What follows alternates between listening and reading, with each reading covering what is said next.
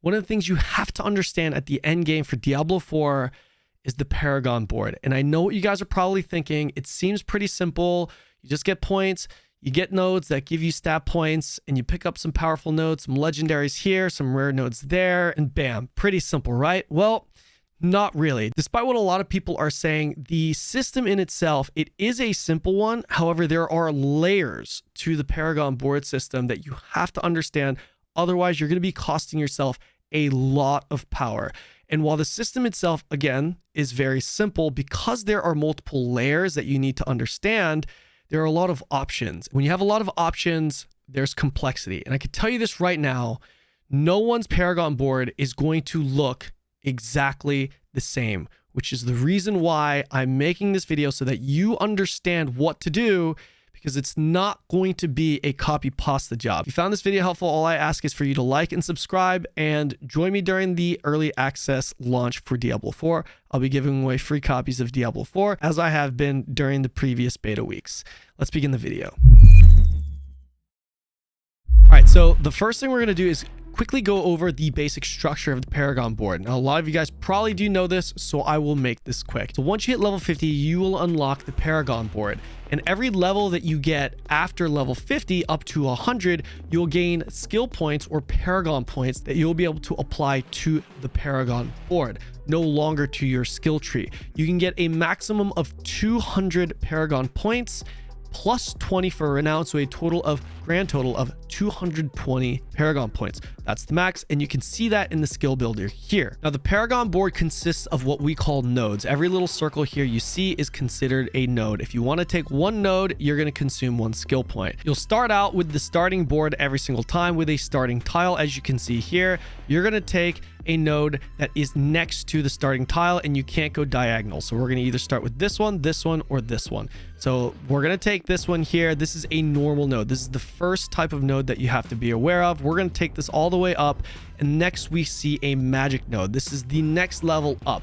Magic nodes are typically better than normal nodes, right? And then the next node above that would be the rare node. So notice how the rare node has a bonus effect. You're going to see that in order to unlock the additional 10% damage if requirements are met, that requirement is willpower. I need 160 willpower on my character if I want to get an additional 10% damage. So I'm getting the 10% damage and 4% life from this rare node, but in order for me to get the additional 10% damage, I need 160 willpower. That would give me 20% damage from this node. So what you're going to see as we go through this Paragon Board is you're going to see a lot of these stat requirements. We're going to continue to take this all the way up to the next thing that you have to understand, which is the glyph socket. Now, when you get to this glyph socket, you're going to have the option to equip certain glyphs that you will discover as you play Diablo 4's endgame. Each glyph has a different power. You can see, for example, Exploit has a bonus effect and an additional bonus effect, along with a requirement of 25 strength. That means when you equip this glyph, you'll have that first bonus effect.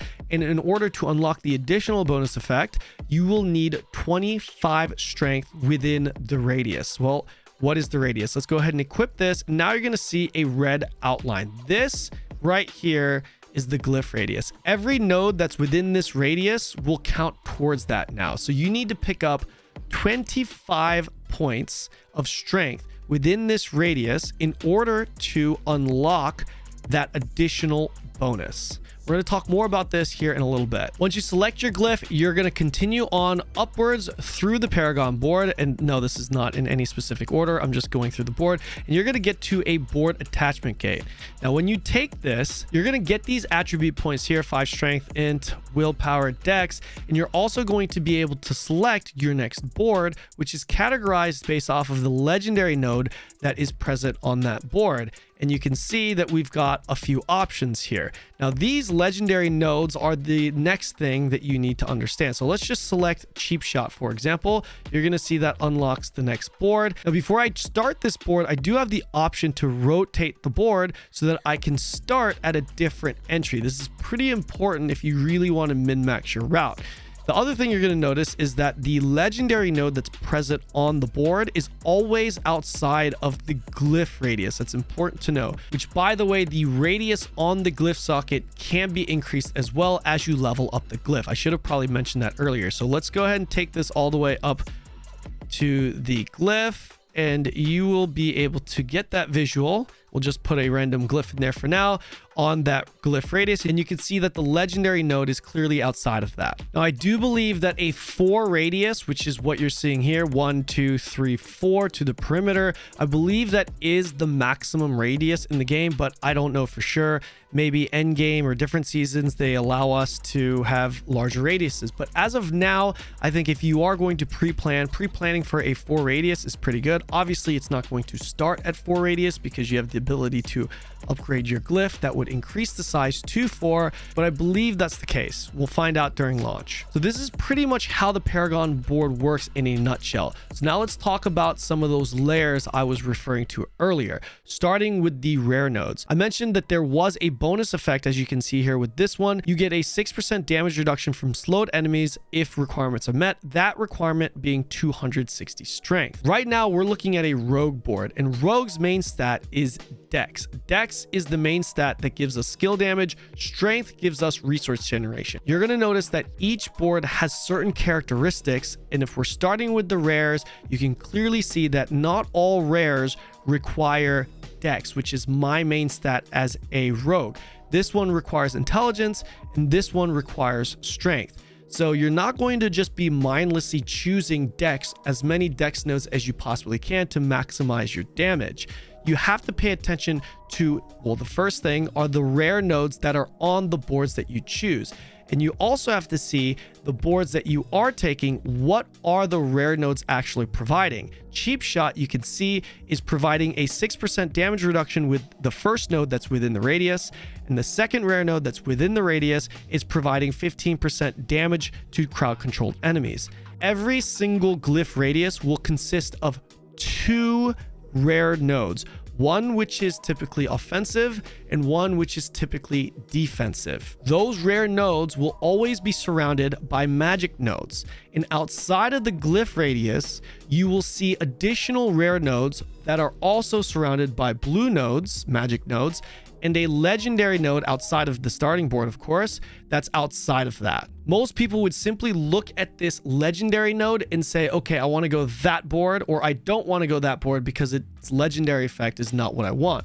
That is definitely not what you want to do. You want to actually take a look primarily at the rare nodes that are within the glyph radius, which will always be 2, and see what effects they give you, because some of the boards are super juiced with shitty legendaries and some are vice versa. So you definitely want to pay attention to which board you want for your particular build and not choose a board just strictly based off of the legendary node that's on it. Now, the reason why we want to prioritize or pay closer attention to the rare nodes that are within the glyph radius is because of, well, the extra stats that you could potentially get that are within the glyph radius. Some of these glyphs will give you a much bigger benefit. For example, versatility grants 50% bonus to all magic nodes within the range. So if I were to take this node right here, now all the magic nodes, or the blue nodes that I have here, they're going to have an additional 50% effect to them. Now you're probably wondering why I have this spreadsheet out and what purpose does this serve, and we're going to be getting into this later, but for now, just understand so that I don't lose you here, because a lot of this can be confusing if you're seeing it for the first time. Just know that these right here are all of the rogue boards. That's all you need to know right now. You've got the starter board, then you got this board, this board, this board. Right now we're on the cheap shot board, so that's this one right here. Okay, you can ignore these for now, but just look at this. What I've done was I've written out the 2 nodes right here that are within the glyph radius right here for cheap shot, because remember, every single board will have 2 rare nodes within the glyph radius, and you can see that one is damage reduction and one is damage. So why is this important? Well, it's important because you don't want to just randomly choose a board. The order that you choose your board will have very big significance, because rare nodes will become increasingly more expensive as you advance to the next board. What do I mean by that? Well, this right here requires 260 strength because it is my second board. First board selected after the starter board. If I were to choose this node, Cheap Shot, and try to get this node as my third board, then this will go up 90 points. It will require 350 strength for me to get the bonus effect to this. So I'll show you. I'm going to go ahead and cancel that board, and we'll take a random board here, and then we'll take Cheap Shot as our third board. And you can see that I turned it. So you can see that that strength node is now 350. The wild strength node is 350. So this is important because if you take a specific board late that requires a stat point that you're not heavily invested into, and then you take a board that requires, let's say, for example, your main stat, and you take that too early, that order can really mess up your build because you're not going to have as much strength as you would Dex, for example, with Rogue. Which is why when I wrote these notes out, I wrote the actual stat that's required. So for me as a Rogue, Dex is the most accessible stat point, both on my gear as well as my Paragon board. So a stat like willpower, should I choose to take it, I would not want to take this board, no witnesses, assuming I want this rare node. I would not want to take this late. I would want to take this as early as possible because I will not be getting a lot of willpower on my build. As a rogue, let's say I want to take this right here, Tricks of the Trade. You're going to see that 270 dex is required for 16.5% damage to elites. Maybe I want that, which, like I said, you never want to choose a board strictly based off of the legendary it has. Tricks of the Trade does not have a legendary that I want. However, it is a board that provides me with pretty good stats, 16.5% damage to elites, but most importantly, it requires dex.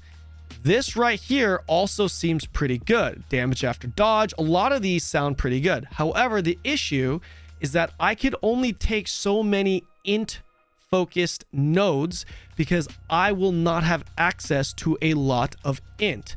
Maybe, probably. I can also get int or any other stat from my gear, which also plays into this whole thing, which I will get into a little bit later. But essentially, the gear that you wear will also influence your Paragon board ultimately, because you can maximize your board order based off of the amount of stat points that you have, which is also influenced based off of the gear you have. So now that tells us that, well, some of the legendary items that we see where you're getting plus X amount of stats, that might seem like shit to a lot of people before, because you're thinking, well, I'd rather have +5 to rank or whatever that may be. Stat points kind of seem boring. Well, not really, because those extra stats could be the difference between unlocking one of these nodes or even reordering your Paragon board more efficiently so that you can take, let's say, an extra int board that you otherwise wouldn't have been able to take if you didn't have that item, further min-maxing your build, giving you an extra 5, 10%, 1%, whatever that may be. So you can kind of see what I meant at the beginning of the video when I said that your board will not look the same as my board. So if we go back to our Paragon board here, we're going to take a look at this, right? This one, versatility, the bonus is 50% bonus damage to all magic nodes. So we obviously want to take this glyph on a board that has very nice magic nodes. This is actually pretty good. 7% core damage, not bad. And then we get extra stats and armor here. Now, specifically with versatility, like I mentioned before, you need 40 dex in order to unlock the additional bonus. That additional bonus is pretty damn good. 15% increased damage. Now, one of the challenges with the glyphs is that you can't just choose whatever glyph you think is best, because some of the glyphs won't be available for some of your boards. For example, let's take this one. Combat. You're going to see that combat requires 40 intelligence. And for every 5 intelligence that I purchase within this Glyph Radius, I'm going to deal 4% extra damage, critical damage with my core skills. So what I need to do is I need to know exactly how much intelligence is accessible from this Glyph Radius on this board. So we take a look at Cunning Stratagem. Let's look at Cunning Stratagem. On a 4 radius, you're going to see that there's only 39 int available, which means I do not want to take combat on this board because the requirement for me to unlock the additional bonus requires 40 intelligence. I need 40 intelligence from that specific radius. Not going to happen. So this is definitely not one that I want to take. Instead, I'd rather take this glyph on a board that provides me with a lot of intelligence. And the board that provides me with the most intelligence is Leyrana's Instinct and Exploit Weakness. So if this was something that I wanted to take, then I would take a look at Exploit Weakness here, which is 49. And then I would take a look at the rare node that's on it. And I see that it's Strength. My board, my total board as a rogue, Strength is not the most accessible. The most accessible stats for a rogue on the Paragon board is Dex followed by Intelligence. The next would be Strength. So this means that if I wanted to take this glyph, and I really wanted this glyph, I would want to take it with Exploit Weakness or Leyrana's Instinct, excuse me, which is an int board. Let's just say I really want it on Exploit Weakness because of the vulnerable damage. Then because the requirement for this node is Strength, I want to take Exploit Weakness as early as possible. Does that make sense? I don't want to take Exploit Weakness as my 4th or 5th board because it requires Strength. And if I take this board as my 4th or 5th board, it's going to cost exponentially higher to the point where there's no way I'll be able to unlock enough Strength because I won't be able to get enough Strength for my board and my gear. If you're wondering what these are down here, these are just glyphs. They're essentially napkin notes. Versatility is a 40 dex requirement glyph. Closer is a 40 dex requirement glyph. Bane is a 25 strength requirement glyph. And I was just tracking a few things there. Okay, so let's just summarize everything that we just talked about because I know that was a lot to unpack. All right, so we have these boards. Each board has one glyph socket. This glyph socket you can input a glyph into. Each glyph will have a bonus effect and an additional bonus effect, that will require a certain amount of a single stat within the radius. In this case, for combat's case, you need 40 intelligence picked up within this radius. Not only do some of these have a requirement like 40 intelligence as you see here, but some of these base bonuses also benefit from maximizing a specific stat. For example, for every 5 intelligence purchased within range, core skills deal 4% extra damage, critical strike damage. So that just means you're going to want to take this glyph on a board that has the most amount of intelligence possible. Next, we have the rare nodes on the Paragon board, specifically the 2 rare nodes that are found within the Glyph Radius. Now, these have a stat requirement to unlock its bonus effects. So, for example, you're going to get 14% core skill damage here. You're going to get an additional 14% core skill damage if I can hit 270 intelligence. This stat requirement becomes increasingly more expensive as I pick up this board in the later stages, meaning right now it's 270 intelligence as the second selected board. If I were to take this as my 3rd board, this board specifically, then this 270 intelligence requirement is going to turn into 360 intelligence required in order to unlock this bonus. This tells us that the order in which we take our boards is going to be very important, and the amount of stat points that we're getting from our altars, from our gear, is also going to heavily influence our board order and our route. For example, if we take a look at my personal endgame theory crafted build, which I will certainly make adjustments to, and I will be posting a video in regards to this later, I can change the order in which I advance through the tree, and I can prioritize certain stat points. For example, I might not need to take this node right here that gives me an additional 7 strength if I have more than enough strength from my gear.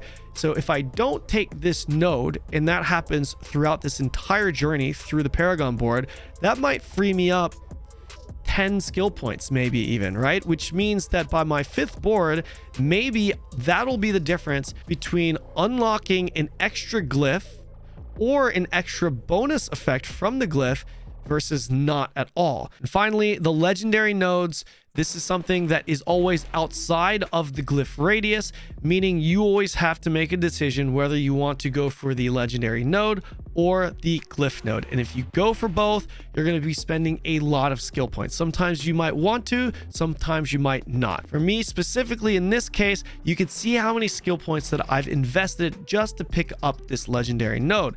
Now, those are all skill points that I could have maybe even invested into this Glyph Radius right here, further juicing out all the other rares and magic nodes that I had that I would have picked up had I not gone for the legendary node. However, when you start getting to the late boards, when you start getting to your 4th or 5th board, remember some of these requirements, these stat requirements for these bonuses start getting exponentially higher, meaning that the rares that you pick up in the later stages may not be as effective, meaning now it might be more worth it to actually pick up your legendaries in each board. So I obviously don't have the answer for every single board right now. I'm just pretty familiar with Rogue because that's the board that I've been looking at quite a bit. I have dabbled into some of the other boards, but I'm really trying to figure out Rogue since it will be the class that I plan on maining. So please understand that everything that I'm telling you is based off of obviously leaked information on this board. I don't think Blizzard's ever come out and actually said, hey, this is our Paragon board, here are all the points.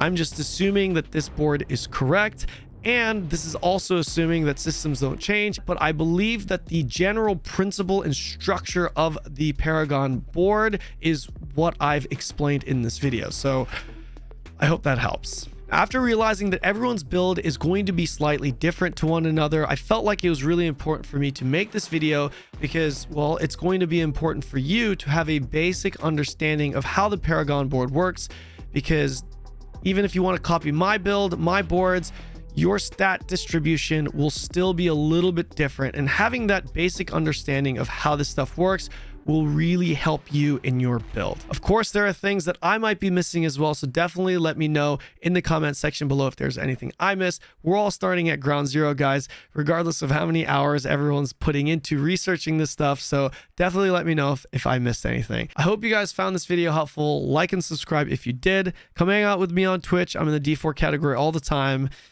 I'll see you in the next video.